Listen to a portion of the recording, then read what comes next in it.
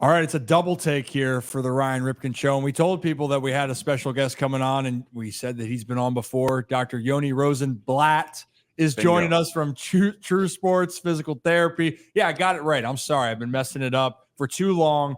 I'm jumping into the harbor, which is swimmable, that you guys are sponsoring that harbor jump in, right? So, Yoni, appreciate you coming back on. And a lot of people here, by the way, watch the video of us talking. Let's just knock the door down here. It's about Kyle Bradish, right? So let's just get to it. You were spot on with your analysis on the PRP, and for everyone here that's probably going to wonder, Bradish went on the IL. This looks like it's it. It looks like, Yoni, surgery is the option here. Can you just kind of walk through the process? Because essentially for Bradish, this was almost a ticking time bomb, unfortunately, for that UCL. Yeah, absolutely. So this happens quite frequently where an athlete will go out, they'll strain a ligament. In this case, it's the UCL. One of the opportunities that you have is to do something called PRP, where they pull out the athlete's blood, they spin down the blood, they take the healing factors of our blood, and they put it right back on the site that is injured. In this case, it was the UCL. And then you pray that UCL uses those healing factors and begins to knit itself back together. And then stability is restored through the joint, and then they can go about their lives. Unfortunately, in my experience, it's usually more of a Band-Aid. So the athlete will get marginally better, maybe all the way back to where they were, but that underlying tissue, that ligament, usually does not come back as strong as pre-injury. And that's unfortunately what it sounds like we're seeing now. Yeah, and you know what? I think that the Birdland's probably going, well, why didn't he get this taken care of then? Why didn't you just get the surgery? Can you just kind of talk about, obviously you're saying if it's a Band-Aid, why didn't they? But in your mind then, well, why would they hold off? If we play this situation out, how long could that short-term PRP have lasted in this case? Yeah, now sometimes you see athletes bounce back. You know that as soon as you open up that elbow, if you do a Tommy John, then you're looking at 12 to 14 months. If you do a UCL repair, which is what we call an internal brace, it can be as little as 9 months, but you're hoping it holds. But once you cut that elbow open, it's 9 to 12 months that they're definitely on the shelf. And, you want to throw everything at it before you start repairing things. Yeah, and that was the case then, correct me if I'm wrong, Felix Batista, you mentioned that before. Same thing where in that case, if Felix had the same kind of response that Kyle did, then the Orioles were hoping Felix would have pitched in the playoffs, and he possibly could have been available if he had the same prognosis or healing that Kyle did initially. Yeah, exactly right. I think also they were hoping that it would get them good enough for as long as they could. In that case, it would have gotten them maybe through the playoffs. Obviously, that didn't work out. But you want to throw everything at the athlete before you start cutting them open. Yeah. Oh, gosh. I know it's not something that this is crushing Zach's day, Yoni, as always, but it's hard. I was so happy for Kyle Bradish. And I mean, Yoni, you did warn us. You said from the beginning, this was kind of like a ticking time bomb. It was like, you really hope that it can get him through this season, but it's not something of the day he showed up back on the mound, it wasn't, oh, boom, he's done. He's good. He's good to go. There's no injury. And I think that's what sucked is how well he was pitching. And you're like, you talked about, they can return to their current, top form, but that doesn't necessarily mean that, oh, the elbow's totally good. You're good to go. It still always was in the back of our minds of any pitch at this point. So that's what was hard to watch and scary to watch his starts. It is hard and it is scary. It's also of note that the elbow is not really designed to withstand this force, and it's almost a miracle that it ever works. So every time a pitcher goes out there and they're throwing 96 to 100, you're kind of playing with fire. Obviously, it's fire you have to play with in order to get the results that you want. But yes, certainly once you start seeing that PRP and people start complaining about their UCL, 9 out of 10 times they end up under the knife. Yeah. Yeah, and Kevin, that kind of leads into another question with this timeline. Yeah, Yoni, I mean, you had mentioned it when we talked the first time, but in terms of how this all played out for Kyle Bradish, was this kind of, did this whole situation happen sooner than you would have maybe anticipated? Were you maybe expecting him to last a little longer with his injury? Or did you think that this was maybe right on schedule about, this is a ticking time bomb here and it could explode at any moment? When did you expect anything like this to happen? The truth is it's a crapshoot. I saw him get back on the mound and I saw him be dominant with velo numbers that were as high as they were before. So I was thinking, okay, like maybe this PRP did take. Unfortunately, it obviously didn't. It's also, he came back earlier in the year, right? We start stacking starts and he gets to his third start, and that cumulative effect really starts to take hold. So I'm not shocked. I wouldn't have been shocked if he made it till September. I wouldn't have been shocked if he got back on the mound and his third pitch in, it goes. You just never know. That's just the reality of this. And I think that I wanted people to understand this is how fragile the pitching lifestyle is, and especially nowadays. And this is nothing that Kyle did specifically. It's nothing that you can really control. It's truly a crapshoot that we're talking about. But one thing that's probably going to be noted that was noticeable, and I want to ask you about them with Yamamoto, because I think it goes hand in hand from what we talked about before hopping on here.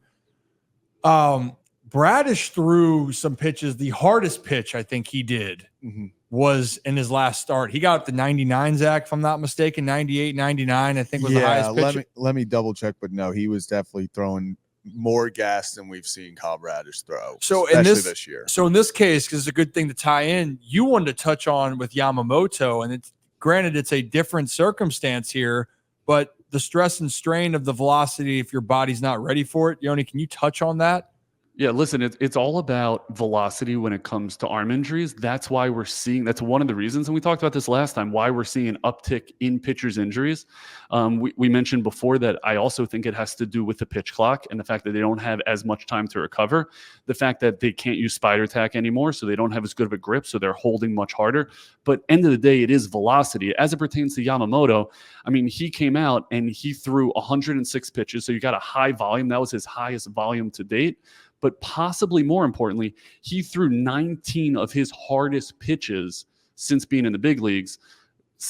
So that increased strain, it's not just pitch count, it's high effort pitches. Obviously, the fastball is going to be the highest effort pitch. It's the reason why you see knuckleballers last into their 40s and you see people throwing smoke kind of blow up much quicker. Gosh, yeah, I don't like anything about this, but it's true. But I think after Bradish got off to a pretty solid start, at least for his case. And then you could see him then moving the elbow. And people then argued that they thought that Felix Bautista was trying to throw harder than his usual 101, 102. And maybe it was where you're just trying to get your body ready to do that each time. But it's fascinating how you just brought up Yamamoto in this circumstance, because this is a guy that volume-wise, I think people forget, again, first year in the bigs, he's been pitching for a while. But all of a sudden, though, 19 straight like that is 19 of his hardest pitches. That's actually the stat now. Yeah, it was 19 of his hardest pitches in that start. Again, small sample size. He hasn't been in the bigs that long. But, I think it's worth noting that the harder these guys throw, the elbow can only take so much. You have to weigh that with the fact that you have to throw close to 100 to be in the bigs. Now it's just that bar has moved way up. Reminds me of, I just got done with a strength and conditioning course up in Pittsburgh, and they were talking about how for NFL athletes, elite level athletes, they thrive when they're moving at about 90% of their top end. Pitchers cannot afford to do that, right? They need to live constantly redlining. The guys who last forever are guys that have 100 in the tank, but they only need to throw at 95, 96. But if 95, 96 is your top end and you're rearing back, oftentimes the ligaments aren't ready to handle that. And just to in general here, for a lot of players as well, how do I want to reword this here for a second? In general, because the elbow is something, and you talked about putting the stress and strain, the human body only being able to take so much. And typically speaking then, because kids are throwing harder, the Tommy John ligament itself, how long for the UCL, I should say. Yep. What is the actual time for that to kind of grow properly as you from the ages of your teenage years to being an adult? Was there a timeline there as well on top of this? So really, there you start talking about growth plates. And so when the bone is done being soft and malleable and solid, that's when risk comes down. That's why it used to be we would obsess over the curveball in our sports medicine world, that we weren't ready to throw curveballs until people fully reach maturity and puberty. I would say the same thing as it pertains to this velocity. When you start picking up weighted balls and you start training velocity, you better hope that your bones have become solid enough to withstand that force as opposed to malleable as you're growing. That is, you know what? You just make it sound way more fascinating than me just trying to figure it out. And Lord knows Kevin and Zach are not made to have that at all. Not even a little bit. It's a miracle. Listen, it's a miracle it ever works. I always say this about the shoulder. I mean, and the shoulder has so much mobility in it. What you ask a pitcher to do as he's going through an entire windup and pitch sequence, it's a miracle that the shoulder ever stays in. You saw it with Yamamoto. If this is a rotator cuff strain, those muscles are hanging on for dear life to hold the upper arm bone inside the socket. And if they're not up to snuff, you're going to get strains. And that's probably why we saw that with Yamamoto. His work level just far exceeded his capacity. And you see that with how many high velocity pitches he threw. And really, it's when you break it down that way, it makes sense of why this is happening the way that it is. I think that people are trying to look at, oh, what's it's a pandemic going on in the sports world. And like, yes, for all the reasons, velocity, the type of training, if your body's in a good position, what's the training regime. But on top of it, there's way more factors to go in. But when you look at it, you can go, well, okay, this all adds up. And in this case specifically, it's not rocket science. It's a lot more technical. There's ways that we can't describe it, but it makes sense when you put the pieces together.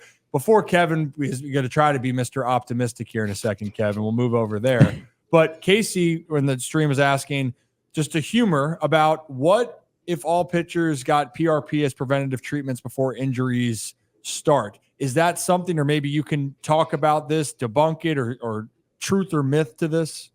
Yeah, and I get this question a lot more about the actual surgery than PRP. Should I just have my kid get Tommy John surgery, and will that then decrease the chance that they go and re-rupture? And will it make them throw harder because they don't have elbow pain? That has absolutely been debunked. You want to avoid this surgery at all costs. We know that the Tommy John surgery, the way it was originally done, has an 80 to 90% success rate. Mm-hmm. If you get that surgery, you are no longer less likely to re-tear that ligament. You're definitely not going to go throw harder. So I would say no, PRP prophylactically, Tommy John surgery, or an internal brace, which is the other option when you tear that ligament. They don't work prophylactically. If it did, everyone would be doing it. I think what is interesting, like if you look to the future, guys are not going to start throwing softer. They're going to continue to throw harder. You're going to have guys reach the bigs throwing 100, 102, 103. We see it now, right? Yeah. So what can teams do to better train their athletes to withstand these forces that are a necessary evil? And I think there's a lot of low-hanging fruit that you can do to try to bulletproof your system to try to get these arms used to it, whether it be recovery techniques or whether it be the way you're lifting, the speed you're lifting at, how are you best mimicking the forces that are going to go through the elbow? There's a lot of things that strength coaches, athletic trainers can do. It's just a matter of how seriously do you take your rehab and strength and conditioning principles.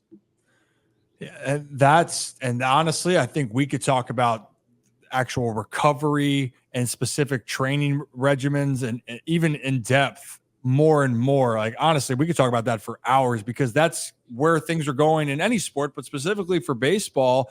How do you train your body to go out there and to be able to endure this type of stress and strain? And that is what has changed drastically personally over the last decade, 2 decades here. Now, Kevin, do you want to be Mr. Optimist here in this situation? Try to be. Yes, I will try. Yoni, I think the question everybody wants to know is, again, there's a lot of uncertainty right now surrounding the situation in terms of what next steps will be for Kyle Bradish. And so in terms of a best case versus worst case, you can kind of run everybody through what a best case scenario would look like with this, and then obviously what the worst case would as well. Yeah, provided he's going to have some type of UCL surgery, you have 2 options. One, you have the tried and true Tommy John surgery. And so what they do with that is they're actually reconstructing a ligament. They're not repairing it. And that it depends on doctor preference. It depends the actual type of tear, where in the ligament it's torn, how much bony damage. But that would be, let's call it worst case scenario, where he gets Tommy John surgery. There you're looking at an 80 to 90% success rate that he will return to the previous level of function.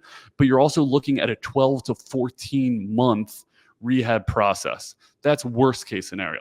Best case scenario, he tore it a certain way, or they go in there and they realize that they can do a repair. They don't have to do a reconstruction. So it does two things. One, you're not pulling a ligament out of another piece of the body or a tendon out of another piece of the body and transferring it.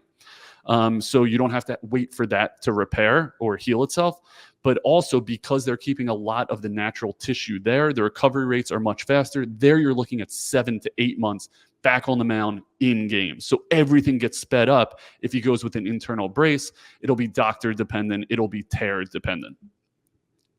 Well, there we go. So we're looking at roughly, regardless, earliest time. Let's just say let's just round it around, average a year over a year. Yeah. Is what we're looking at. Sure. I think it's minimum 7.5 months, maximum 14 months. So somewhere in the best case scenario.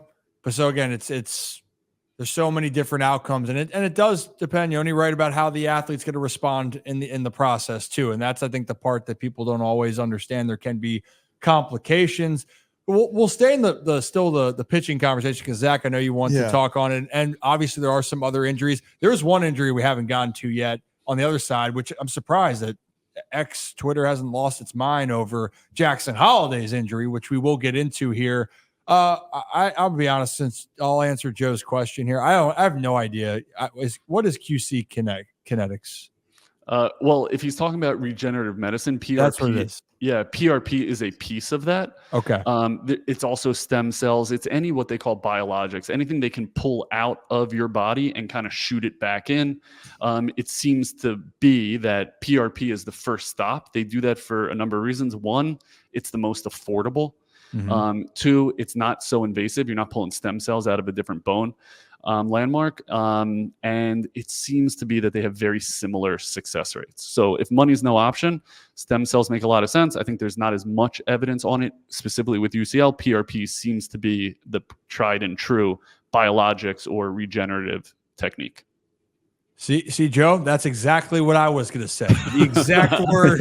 I hate to steal your thunder, Ryan. Yeah, I know. I know you do. Dr. Ripken on the job. Dr. R. Ripken on the job here. All right, Zach, you had another pitching question. Then I'm going to ask about some other Orioles injuries. Yeah, I think over the past, I would say 3 years at this point, a big thing in baseball, and you kind of brought up earlier, is the sticky substance, the spider tack, the pine tar, whatever it may be.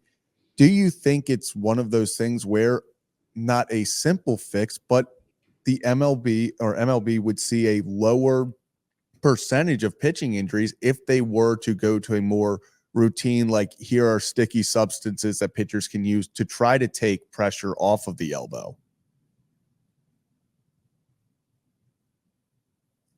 Oh, you're muted, Yoni. Okay, the reason spider tack helps is it decreases how much force the pitcher has to place in, right? And the reason that's important is because what's called the flexor mass, you have a bundle of muscles that live up near the elbow. They come right over where that UCL lives. They are responsible for two things. They're responsible weekly for elbow flexion, so how much you bend your elbow, but also how much you flex or bend your wrist, right? So if you're using spider tack and you don't have to grip as hard, now you're decreasing forces, not just around the wrist, but also around the elbow. And that's why, one, you saw spin rates out of control, but two, why it would help prevent that injury. Are there other things? What was your question? Are there other things that pitchers could be doing to decrease? Yeah, I mean, because I think that's kind of the big one that people say is like, oh, if they bring back some sort of sticky substance, all these injuries would go away. And that's not the case. Obviously, we would still have injuries. But do you think with Major League Baseball potentially going to allowing some substances that would be a smart decision for them, looking around and seeing all these top players get injured with elbow injuries? I think then you weigh, what does it do to the overall product? If you have dominant pitchers with spider tack, is that good for the game? And by the game, I mean putting butts in seats and the bottom line of the game. I think what would be interesting is similar to what we hinted at before is what kind of in-game data can we provide the decision makers to say, hey, this guy's getting tired, let's pull him now? And how much better would it be for Yamamoto to only throw 15 of those 19 pitches, I think we said, that were his fastest in the year? But now we get him for the rest of the year instead of shelving him, or we get him for another few starts. That's better for the game. If they give the decision makers more insight into that, and there are a bunch of rules around what they're allowed to do, I think that's one way that you could definitely start to see maybe a decrease in injury. The other thing is, like, think back in the old days of like what pitchers used to do in between innings. Like, I still remember Randy Johnson putting ice on his shoulder in between innings. And now we've like gone away from that. But are there better interventions, the use of electrical stimulation to increase muscle firing, to better support the joints in between innings? I think you're going to hopefully see more of that to increase health and then decrease the incidence without affecting, one, the bottom line of the entire game, and two, the advantage given to pitchers versus hitters. Yeah. This is why we wanted Yoni to come on here, because I don't know shit with some of these things. I know about it, but this is the part of the game that's this is the game within the game, everyone, and this is the part where there's so much more thoughts that go into actually being able to go out there and perform consistently. And that's why there's no necessary quote unquote right way, but there are ways that could probably help certain players if they were to be more, looked at deeper into it. True Sports Physical Therapy is growing like wildfire. We have 14 locations, soon to be more. We are throughout the state of Maryland. We're in Pennsylvania, in Lebanon and York, Pennsylvania, as well as in Delaware, in Newark and Wilmington, Delaware. Like I said, so many more practices to come, and we always need outstanding sports physical therapists. Our treatment style is unique. We are one-on-one with your athlete for 45 minutes every single session. You do the entire treatment, you do the entire evaluation, and they are in state-of-the-art facilities where you have room to run, throw, and jump, and really get your athlete all the way back to on the field and better and stronger than they were. We also have outstanding salaries, comp structures, bonus abilities, 401ks, as well as a very strong continuing education offering, including in-house continuing education. And we're looking for you. Now is the time, as we are growing like crazy. Just shoot your resume over to Yoni, Y-O-N-I, at True Sports PT, or shoot us a DM and we will hit you back. We will get you in for our unique, tried and true interview process and really make a determination that this is the right place for you to grow your career and get your athletes better than ever. We can't wait to hear from you. Now, okay, let's stay with pitching here before we get to the Jackson. The news just came out here, and Kevin, I know you have the post office to get to. Are you okay right now? Yeah, I can ask one more question and then. Okay. Once we finish pitching, how about I ask about Jackson and then I get out of here and go. Okay. So you're going to ask post about office. Jackson. Yeah, I'm telling you how the show's going to go. How about that? Hey now. Well, the other thing, the news just broke that Garrett Cole is going to start against the Orioles on Wednesday night. Now, he is coming back from what is being deemed nerve inflammation, right? Was that the term, Yeah, Zach? nerve inflammation. Nerve inflammation here, okay? So can you elaborate a little bit on what that actually means to everyone out there, and what is the concern then for Garrett Cole as he makes his way back to the bigs for the Bronx Bombers?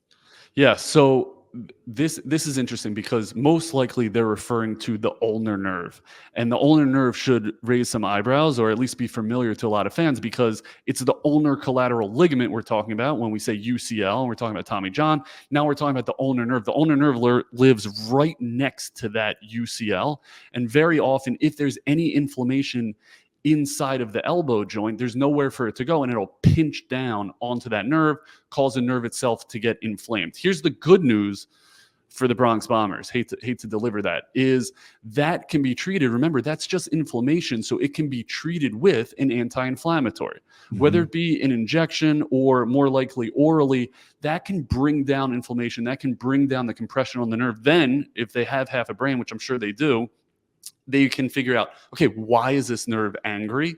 What do we need to change? How do we need to treat it, etc.? But that's far less worrying from a standpoint of comparing ulnar nerve to ulnar collateral ligament. I'd rather have a nerve inflammation than I would a ligamentous tear, because we just talked about how hard it is to fix a tear. And so that's what they're talking about. Often, if it is so inflamed and the nerve is so damaged, I shouldn't say often, but one option is what they call an ulnar nerve transposition, where they'll cut the arm open and move the nerve outside or away from its place of impingement. Sometimes they do that in conjunction while they're doing a UCL. Sometimes they do it standalone, but usually the first thing they do is they load the hell out of these guys with anti-inflammatories, see if they can get it to calm down, and then put them back on the mound. That's probably where Garrett Cole is.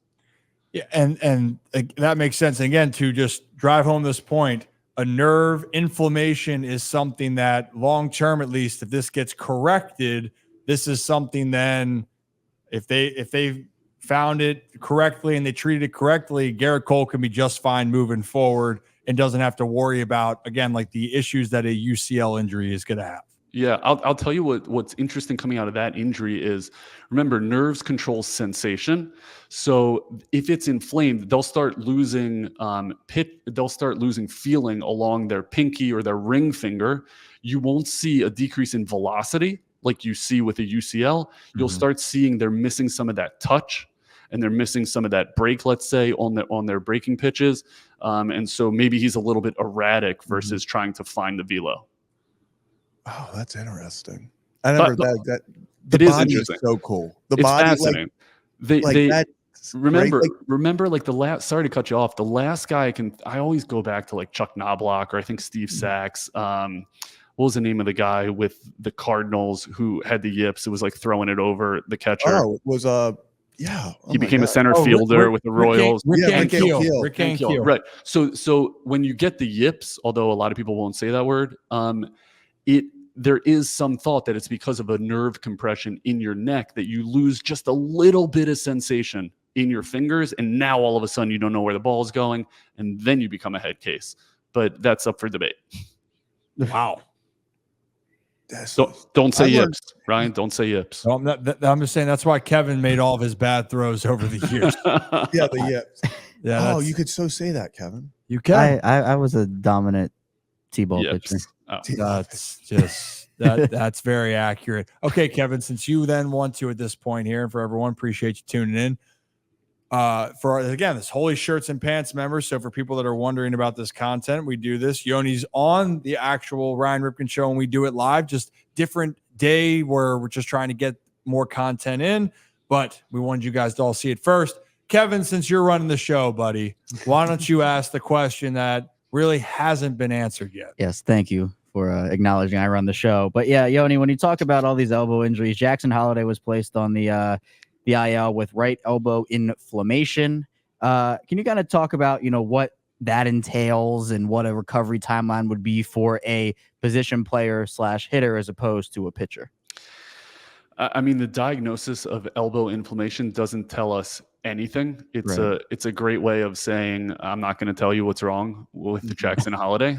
So it could be anything. His elbow is obviously bothering him. I can speak to how much easier it is to handle that in a position player versus pitcher, right? And so you get your crow hops, or you get your shuffle steps so that you can deliver the ball to first base, which doesn't transpire from pitching. So it becomes so isolated as a pitcher where if there is an issue, it's very hard to run away from. In an infielder, it's far easier because he's able to use the mechanics of the rest of his body.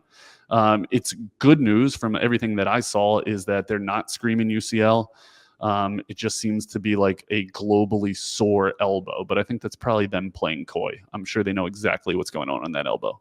Oh, no doubt about it. But okay, let's play. I don't like to play hypotheticals here. It's not my favorite thing. Everyone knows I hate it. That's why I don't want to talk about hypothetically. What should the Orioles do for all their trade moves? I want to get towards July. That's been the motto. But Jackson's been asked to play a lot more second base, right? And just could different arm angles specifically then be putting more pressure? I mean, I know the answer to this, but I'd like you to touch on that. His body, it seems like with his age, being asked to do different positions, seems like that could probably factor into this equation.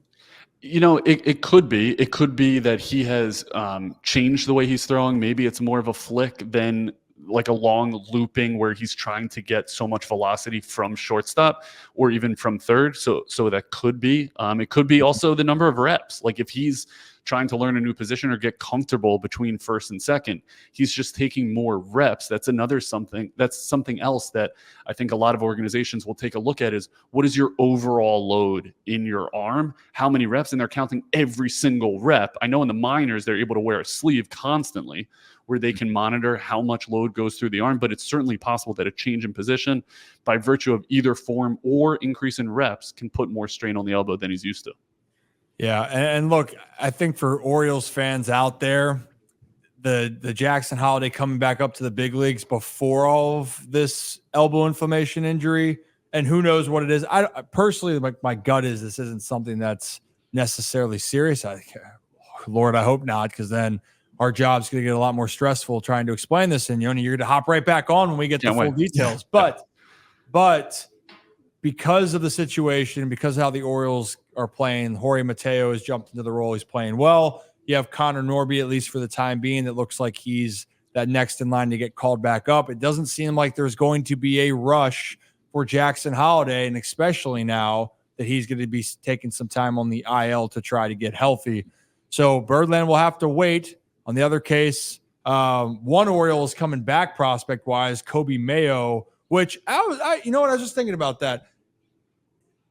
Do you understand? I know you do, but so Kobe, when he fell, did you hear about the injury? He fell down the AAA the stairs. Yep. Actually, it was the same dugout, the same stadium where Gavin flipped over the dugout. Gavin Sheets, friend of the show, friend of the program. Yeah, go Sox. But Kobe then had a small fracture, I think, or something in the back part of his ribs. But he's back now, or he's going to make his way back here to AAA. Is that just a part of you can still swing without any pain there? Did he like extremely dodge a bullet? Can you explain that whole like rib area? Yeah, sure. So the rib area is super important with all of these rotational athletes, obviously baseball being at the top of the list. And it's just a matter of how large of a fracture transpired. And then if you give it a long enough time, they heal. It's very different than a ligament, right? Like if you tear a ligament, it's not coming back together unless you do something about it. Not so with bones. It's really amazing the way the human body, just as long as those bones are in proximity, they will eventually knit themselves back together. It's been how long since he fell down the steps? Probably about a month. Yeah, I was going to say a month. It really wasn't long at all. I thought he was going to be out for way longer. Yeah. So that was the thing, is that he was surprised with how it looked and the diagnosis. He came back very quickly. Yep. And you're looking 4 to 6 weeks for fractures, maybe 6 to 8. So he's right in that ballpark. And depending upon exactly the part of the bone, it could be that it's not terribly stressed with that rotational move. They just needed to knit up enough to get him back on the diamond. And he. What's with the steps, dude? What is with those steps? That is construction for the Norfolk Tides that was very highly questionable. That is literally, it's like a 7-foot drop. Yeah, it's brutal. Gavin didn't take the stairs when he fell. Gavin just flipped over the railing and thought that I was gonna catch him. But the stairs, 7 foot, and Gavin weighs 235, 240, whatever he wants to say he weighs. Yeah, there you go. I don't know if I would put a 3 after the 2, but that's fine. No, it's fair enough. You know what's funny with him, by the way? He will sit here and go, or on the board for me, it would say like 6'3", 205, which I'm like 215, 220 now. But at the time I was 245, 6'5", 245. And then it's saying Gavin it said 6'5", like 225, 230. I'm like, that's erroneous. In high school. Yeah, in high school. Thank you. Hey guys, quick pause and a quick shout out to this new masterclass that we just launched here at True Sports Physical Therapy. Myself and Dr. Tim Stone put together a masterclass of ACL rehab, and we call it From Table to Turf. And the reason we call it that is because it's going to teach you exactly how to get your athlete all the way from post-op day one with the nitty-gritty of regaining all of that range of motion, with the tips and the tricks that we use here at True Sports Physical Therapy that gets our athletes better, faster, and stronger. And that's early. And then how do you progress that athlete all the way onto the field with a ball in their foot or a stick in their hand or whatever their sport is, and teach them how to accelerate, how to decel, how to change direction, all the mechanics that go in there. What drills do we use to get our athletes exactly where they need to be back on the field and even better than before injury? And I want you to sign up for that class. Now, you can find it on our website.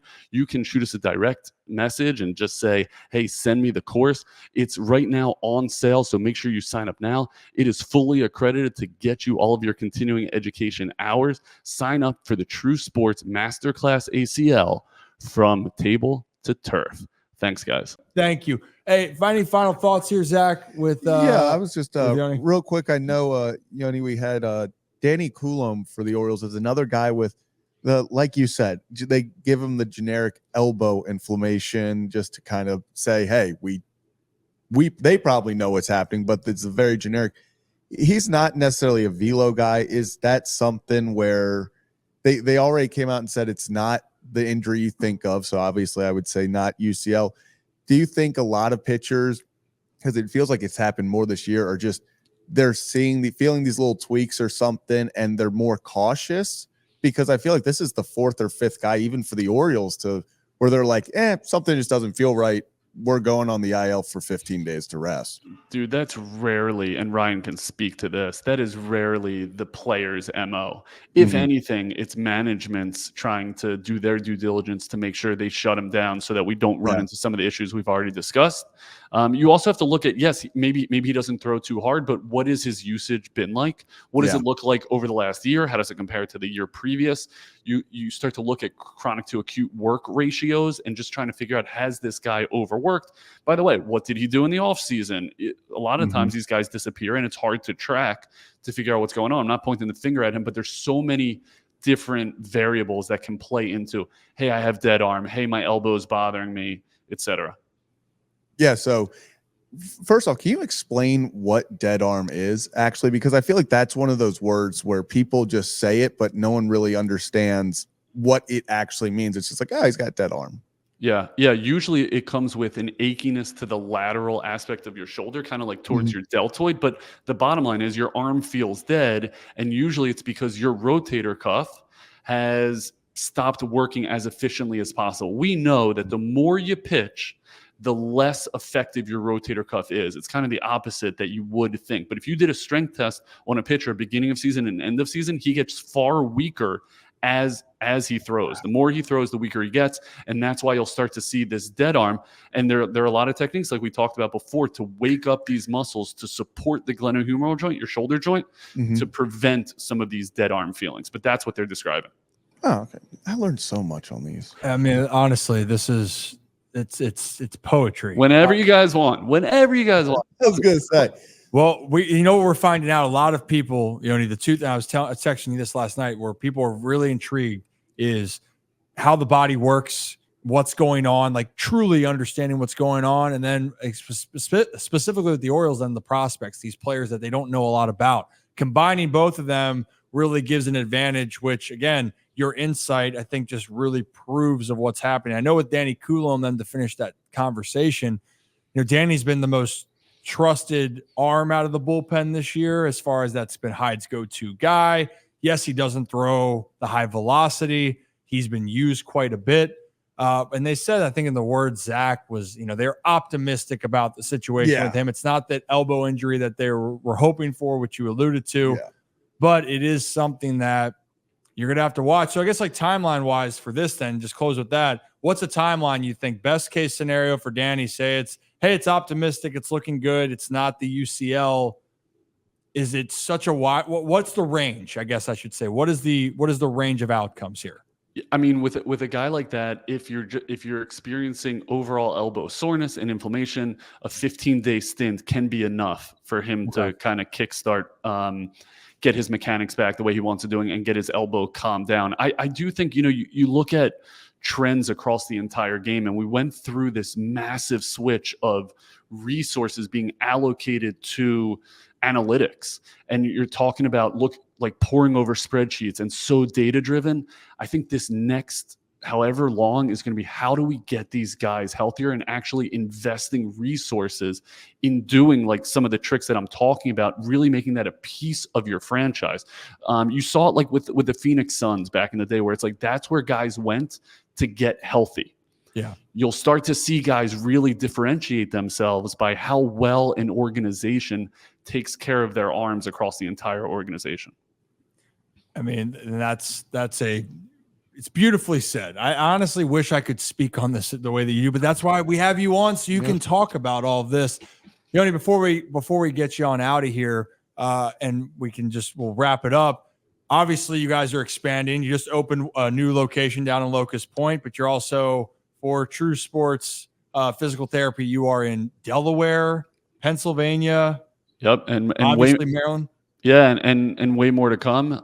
And what's really exciting about Locust Point is that there hasn't been this offering of elite level rehab to higher level athletes on that side of the harbor. We've been in Fells, but kind of walking all the way around to Locust Point. That's been a boon. That's been absolutely awesome, and they're off to a great start. And then we're in 2 giant, beautiful baseball facilities in Delaware. So that's what makes it so easy to talk about all this stuff. It's all we see all day, every day in Delaware.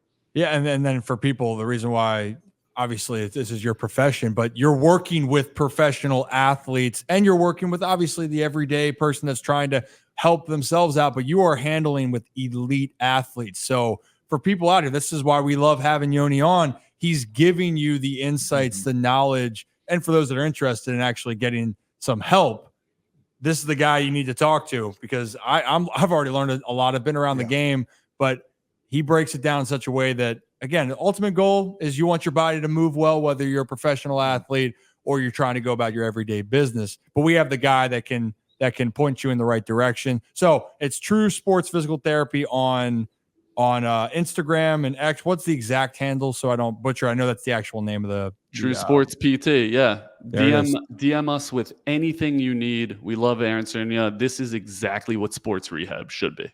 Boom, boom. Well, we appreciate you. We'll have you on again. Unfortunately, because we love having you, but unfortunately, because there's going to be a lot of injuries, so you can break it all down for us. But Yoni, appreciate you, and we will talk soon. And thank you, everyone, for tuning in to this edition of the Ryan Ripken Show Special Edition. Have a great rest of your day. Thanks, guys. So appreciate you, Yoni. I'll clap. Yeah, you can clap.